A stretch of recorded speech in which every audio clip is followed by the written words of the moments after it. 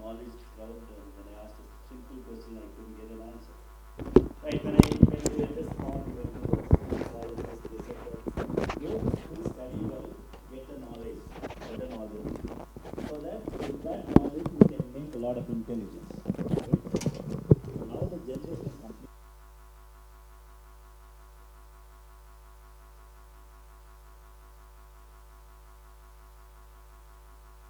Right? So that is the way we are working as of now.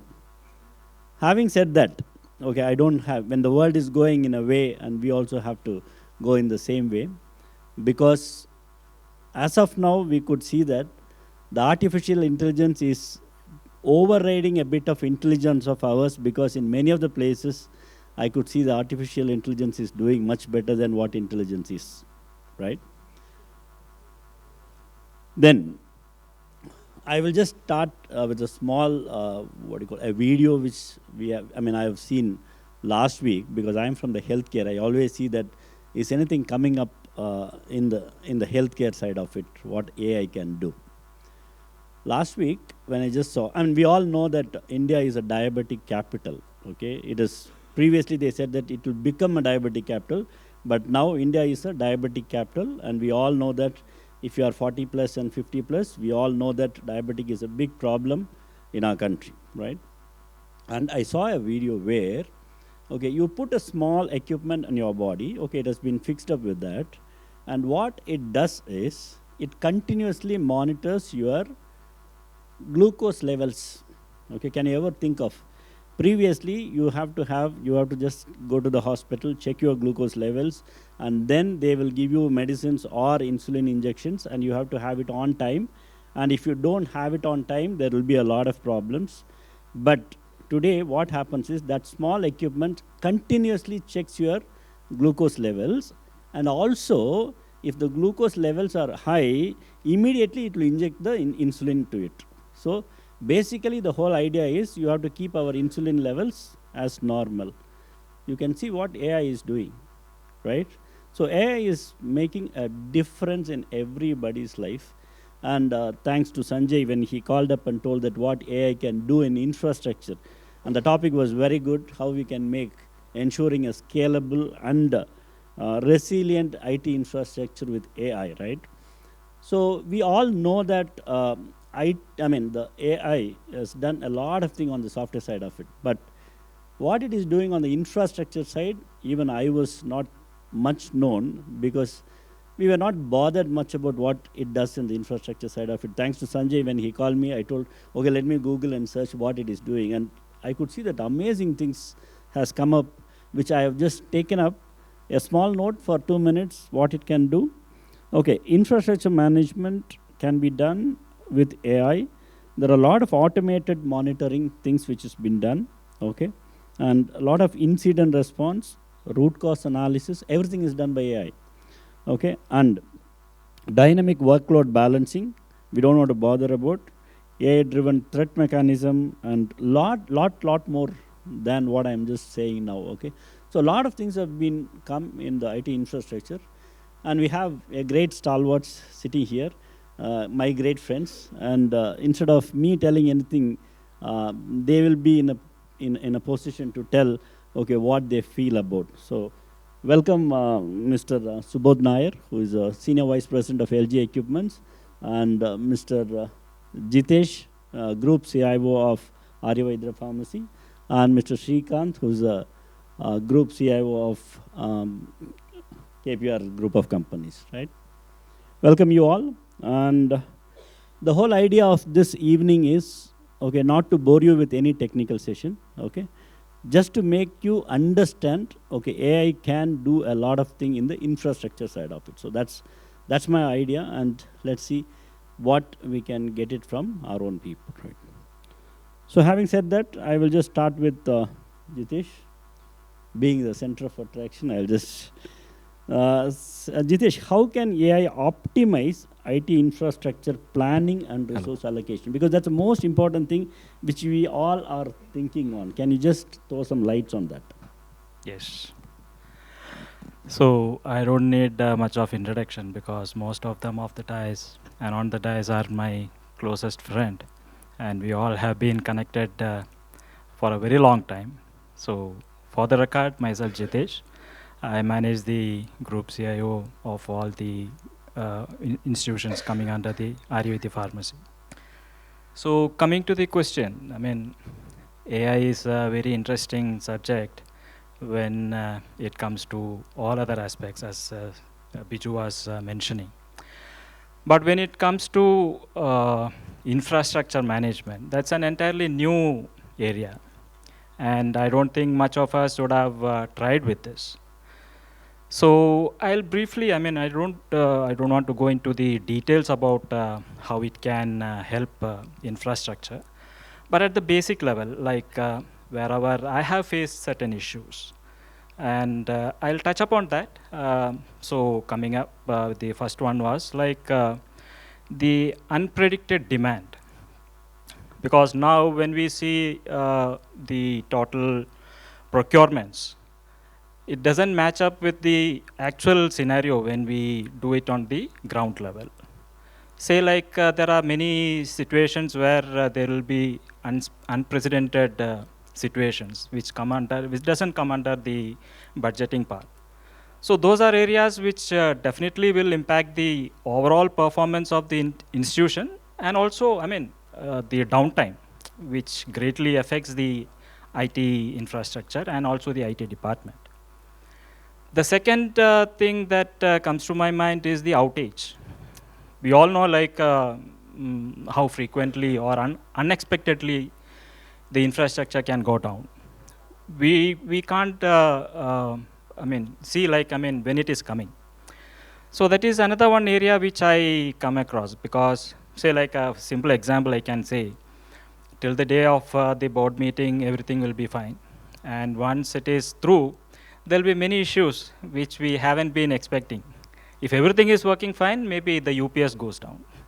So these are certain small things at the operational level, because I don't want to go to the bigger level in terms of the servers or the storages or all other aspects. I'm just touching upon the basics, because AI works well when we touch with the basics, and that too with clean data and how it is being fed with it. So having said that, the outage is another one area which is a concern for me, and it overall impacts the not only the the operations, but it also impacts the goodwill of the IT department. So the third aspect is balancing the cost with the performance. Say like end of the day, after all these big talks about the IT and the AI and all such things, the management would like to know what would be the outcome of all their investments. So this is where we face most of the challenges, because the investments will be more, and if there isn't much of returns for the institution, then that is something which hampers our performance. So that is another one area I think AI can assist us. To sum up, these are the three critical areas where the AI can really work in helping us upscale the infrastructure and also the maintenance part also. So that's my take. Thank you, Jitesh, because you said that these are the important things which can come into the purview of the AI, so that we can make much more balanced decision on that. Okay, having said that, we will just take up the bigger things what you said, that I will just ask Srikanth that how does AI improve the predictive maintenance of servers, storage, and the network, Srikanth? Hi, thanks Biju for intro. I'm Srikanth. I'm heading IT in KPR Mill Limited, and thank you once again for inviting me. Okay, straight away go to the servers. Servers, storages, and network are the vital and the backbone of digital economy. You know very well, every day and every second there are billions of transformations happening, transactions happening in the multiple clusters, multiple vectors of the business.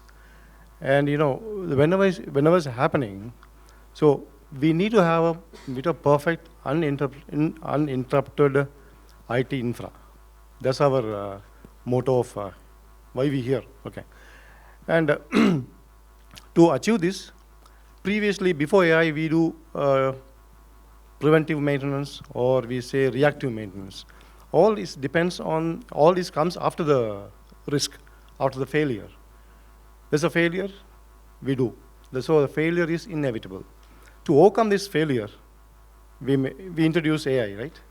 So AI can give you predictive maintenance where, you can pre-assess your failures and make use of.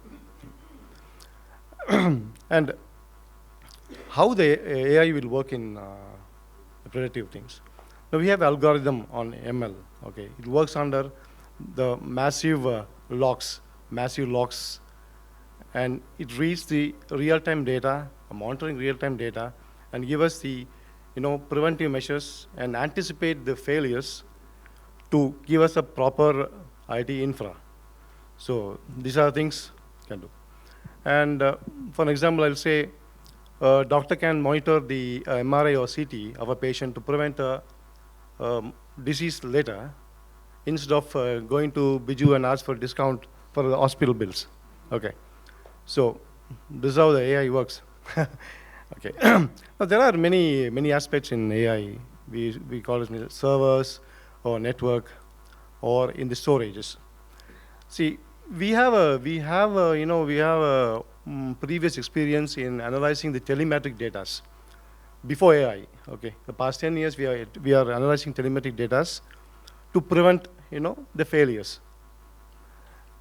The telemetric data of servers like bottleneck or load balancing or CPU bootage issues, the human has to intervene. Okay, human has to go and he has to go and do that. So instead of human has to go, now the AI is doing the job. So this is how they do. And ultimately, what makes us to go for AI is ROI. ROI in case of we're getting in proper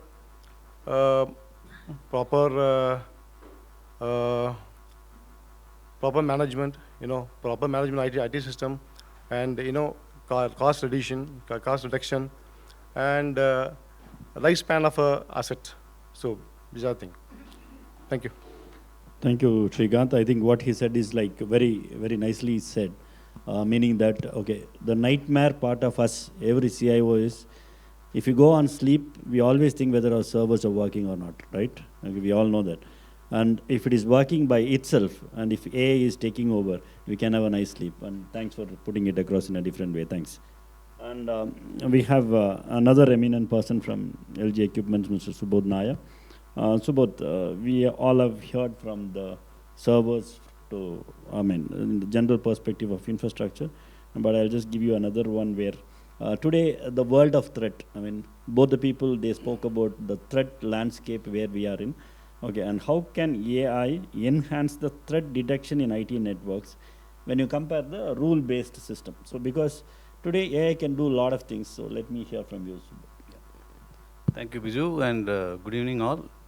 I think as Jidesh said, most of us know each other, so there's no need of a special intro. And of course, as my colleagues here, fellow panelists have mentioned about AI in infrastructure, the same thing applies everywhere, right? In all the ways of life, right? We have. So to answer Biju's query here, see, traditionally we follow the, a rule-based, threat or security systems, right? Whether it's your firewall, your switches, your routers, everywhere, you set rules. Even on your email filters, you say, okay, if it comes from this kind of a domain or a blacklisted domain, block. Or in a firewall, you can say, if this comes in this port, this kind of traffic comes into this port, block. So these are very rigid and very static, right? And just as Mr. Ramanan from Fortinet, he mentioned, right? The threat actors are very intelligent these days, right? They are far ahead of us. They know, and these static kind of rules will not work with them. They are finding every loopholes to get into your network. Whether it's a brute force attempt, whatever it is, they get into your network, and in a clandestine way, they'll start sneaking is a stealth kind of a thing. So they sneak into your network, maybe stay there for 3 months. In a stealth mode, they study your patterns and then do a targeted attack. So just as how they are becoming in the offensive, we have to be defensive, right? So we also have to adopt those technologies, especially AI-enabled technologies in the cybersecurity scheme of things. So one way is for example, I can give you an example of APTs. I'm sure most of you heard of persistent threats, right? It's all targeted attacks coming from state-sponsored actors. So they masquerade and get into a network, and they stay there for 5 months. We'll think everything is normal; it will not get detected. So understand, until you have AI-enabled tools, you will not see any abnormalities. You need to detect anomalies within your network. So anomaly detection can happen only through AI-enabled tools, and this is what is the most important thing. And all these static securities that we have is good for what you can say is a low risk and a high confidence areas. You can enable these. I'm not saying you should not have firewall, you should not have all those. All those are good, and it has to be there, essential. But you need to top it up with all these AI-enabled technologies. And that is the rule of the game nowadays. So, and you need to be ahead of that game, and that is how you can sustain yourself and sustain in this world of threats. Otherwise, it's like a wild goose chase, you can say, right? You just keep chasing the threat, and there's no end to it. You just keep patching your softwares, and there's no end to it. So that is what I have to say. And some of these, say for example, phishing. In a phishing, traditionally what you used to do, if it comes, as I said before, you just block. If it comes from a domain that is not a reputed domain, you just block. And once the damage is done, you just block it and then take it as a preventive action. But in going forward, you need to know what kind of AI tools will basically detect what is the grammatical mistakes within that email that you received. They see what is the link, they see what is the kind of attachments, they see the behavioral patterns of that entire sender or attacker. How are they sending it to multiple resources within the organization? So those are the things that has been improving nowadays, and that is where I think this difference of rule-based and AI-enabled threats are. Thank you, Subodh. In simple, what he says is, the police have to be ahead of the thief. Okay, simple. But unfortunately, the thief is much faster. Okay, much faster than what we think, and they are just getting into our landscape much faster, just because we are not securing the way what we want. And generally, the rule base doesn't help us to secure ourselves. Better to have a AI engine to secure ourselves. So that's what Subodh says. Thank you, Subodh. And again, I'll move on to Jitesh. Again, my first time he said that how to plan the infrastructure with the resource allocation. So now I'll give a negative question to him. And what risk exists when you are over-relying on AI for critical IT infrastructure decisions? Okay, now we are going to rely on IT infrastructure, but in case if you are over-relying, what can happen? So that's my question to you. Yes. So as I said earlier, I pinpointed just 3 pain points. I mean, there are many more we can include into our discussions, but shortage of time, I don't want to pick up all those things. So anything that we depend more than that is required is always harmful. So for AI also the same strategy applies. If we utilize it in a consistent way, in a resilient way, the output would be great. Second, how far you can feed in with the proper data, the real data, it is safe.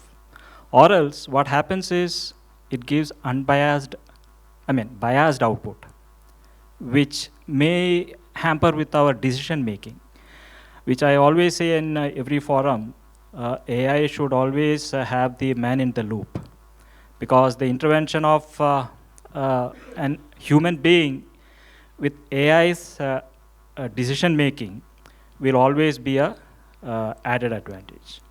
So any decision that we take should only be our own, not that of the AI. So what happens is like when we are feeding it with biased data or irrelevant informations, the outcome of AI will always be different. That will hamper our decision making, which ultimately, disturbs the overall operational aspects of our IT infrastructure, and also, the downtime, which again is a big challenge for us. The second thing is, like we can't predict or we can't know like how AI takes decisions. In AI, there's a general term that's been used called black box, meaning, the users can't predict how the AI is taking a decision. To correlate that, I would say a simple example, like, once when we, a couple of years back, when we went and met Zoho chairman, Mr. Sridhar, he was saying like, he asked the AI, from which institution he passed out. And the AI was so adamant that it kept on saying the wrong one. So that's where the misinterpretations happen. The third thing that I would say is AI itself can fail. There's no guarantee like, it can give you a predictable, proper output which we can rely upon. And for that, again, the best example is like a few days back, if you would have seen, Meta had released a, spectacle or smart spectacle. Yeah. And on the screen, on the stage, we saw like, how its chairman, Mr. Mark, was in an embarrassing situation. Reason because maybe until then it would have worked fine. And the time when he got onto the stage and started demonstrating it, it failed. Two instances were there and both instances failed. So that's where like AI can fail us. So again, my point is, we have to be the decision maker. It is not like, the AI should take the decisions.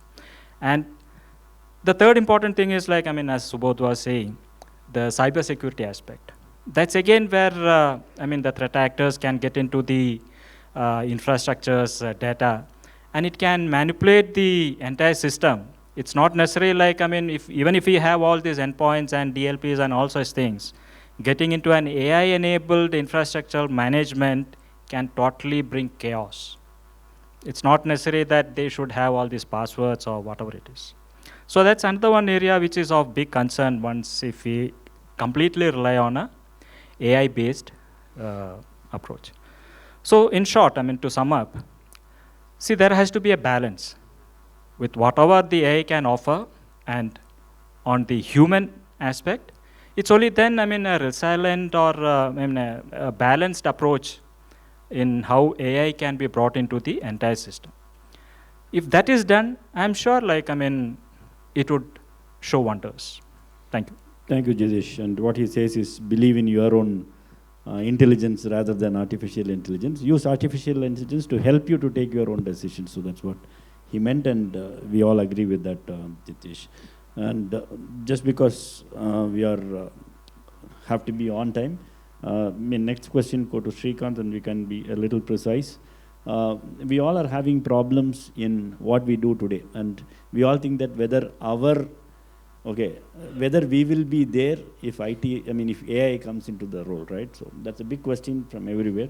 So my next question is, how will AI adoption in IT infrastructure impact the traditional IT roles? Okay, how it will impact? It goes to everyone, right? Yeah. Not for me. You and me. Yeah, all. Sorry, for you. Okay. The question is for you. See, very simple. There's a transformation. One has to vanish, one has to come. One has to die, one has to born, right? That's the transformation begin. Say, way back 1960s, when we invented the handheld calculators, they said there's no need of a accountant. Then there's a spreadsheet. They said we don't need a CAs. Now everyone evolved, and they have transformed. The transformation happened, rapidly. Everyone is there till now. The same way IT going to be there, right? And and no, IT, AI evolved, such a way that they came into the picture like a assisting the human being starter.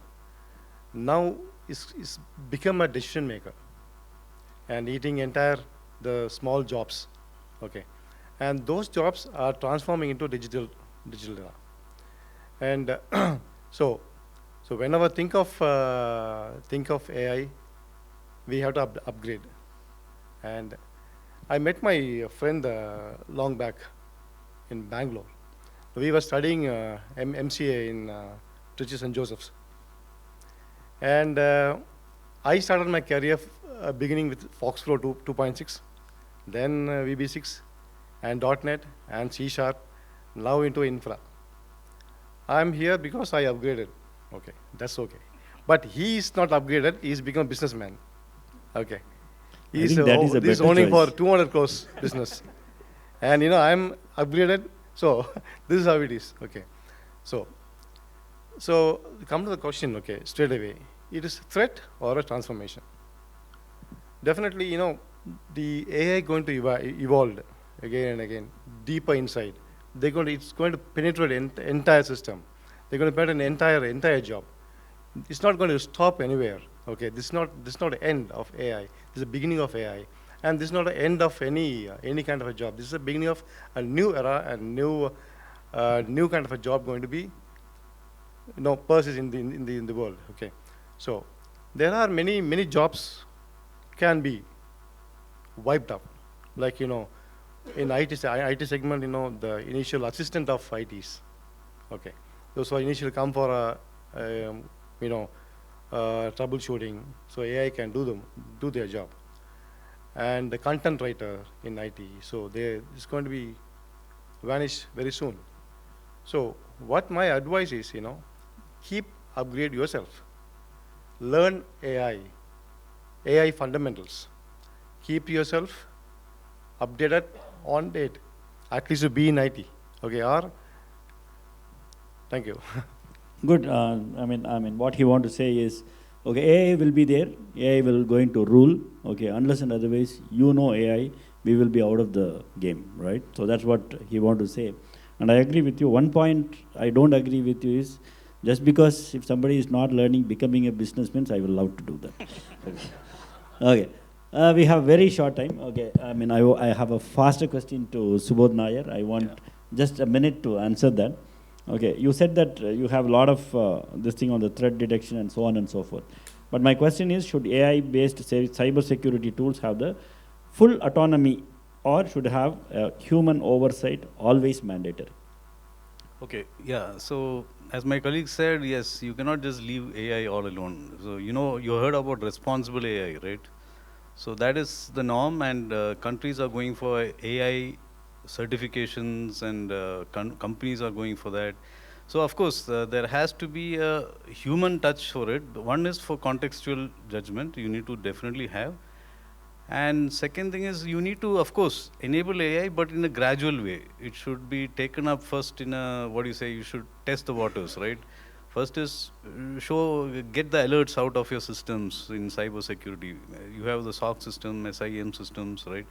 So get the alerts out in an intelligent way. Then second thing is slightly progressive to let them, give you suggestions, but you decide what is the solution for it. So that is the level, second level. Third level is go one step further. For low risk areas, try AI completely, low risk areas. Leave out the high risk areas. So that way you graduate, and then make sure that autonomy is limited and also restricted to your control. Fantastic, fantastic. Thank you so much. To sum up, okay, Jitesh has told that, okay, we can definitely use AI for the infrastructure planning and resources, because that will give you a lot of insights on that, but definitely don't over rely on that. So that is what the take from Mr. Jitesh. And Srikanth has told that, okay, I'm just going to complete. Okay, Srikanth has told that AI will definitely improve the predictive maintenance of the network servers and all other things. And also he said about the AI roles, okay, and that is a great lesson for every one of us. Please learn AI. Okay, if you don't learn AI, we will not be here. Okay, so that is a takeaway message from him. Thank you, Srikanth. And Subodh Nair has already told that the threat detections, we cannot do it. We have to definitely use artificial intelligence. Okay, without that, we will be way behind because the threat actors are much, much faster than us, and that is a takeaway from him. Also, he said that when you're in the Cyber Security Act, we should know to which level of autonomy to be given to the AI system and what we have to take a decision on that. With this, to conclude, AI is very important. Without that, we cannot work on at all. Please make sure everybody is learning the basics of AI, what it can do. And also, there are a lot of things the AI can do in the infrastructure. Let us try and use for the betterment of us. Thank you so much. Thank you, Biju.